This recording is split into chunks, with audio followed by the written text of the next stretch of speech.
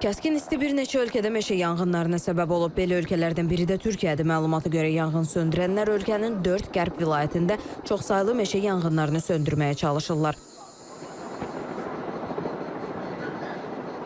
Muğla, Antalyada, Çanaqqala və Balıkəsirdə isti hava və güclü külək bir gecədə yanğının miqyasını genişləndirib. Cavab tədbirləri üçün təyyarələr, helikopterlər, o cümlədən 300-dən çox personal cəlb olunub. Sakinlər təhlükəsiz ərazilərə təxliyə edilib. Onu söndürüldü. 11.si işte biraz önce bahsettim söndürülmek üzere.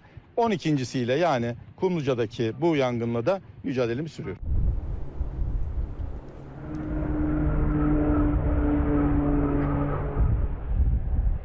İspaniyada isə günlərdir davam edən yanğınlar fonunda ölkənin şimal-qərbindəki Zamora əyalətinin Kastilya və Leon bölgəsindəki yeni meşə yanğını qeydə alınıb.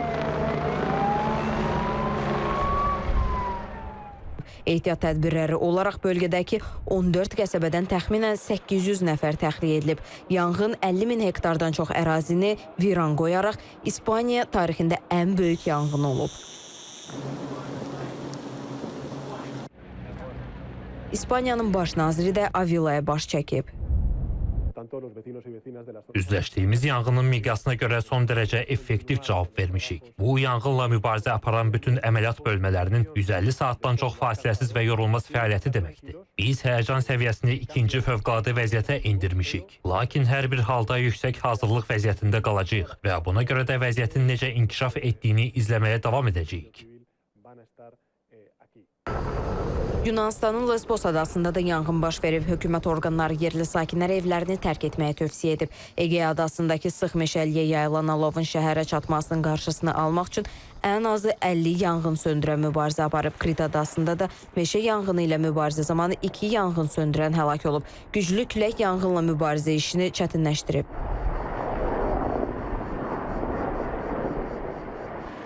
Fransada da yanğınla mübarizə davam edir. Meşə yanğınından təsirlənən bölgədə yağış proqnozlaşdırılır ki, bu da yanğının söndürülməsini asanlaşdıra bilər. Bordo şəhərinin qərbindəki Lendes bölgəsində baş verən yanğın əsasən şam meşəsindən ibarət 42.000 hektar ərazini yandırıb.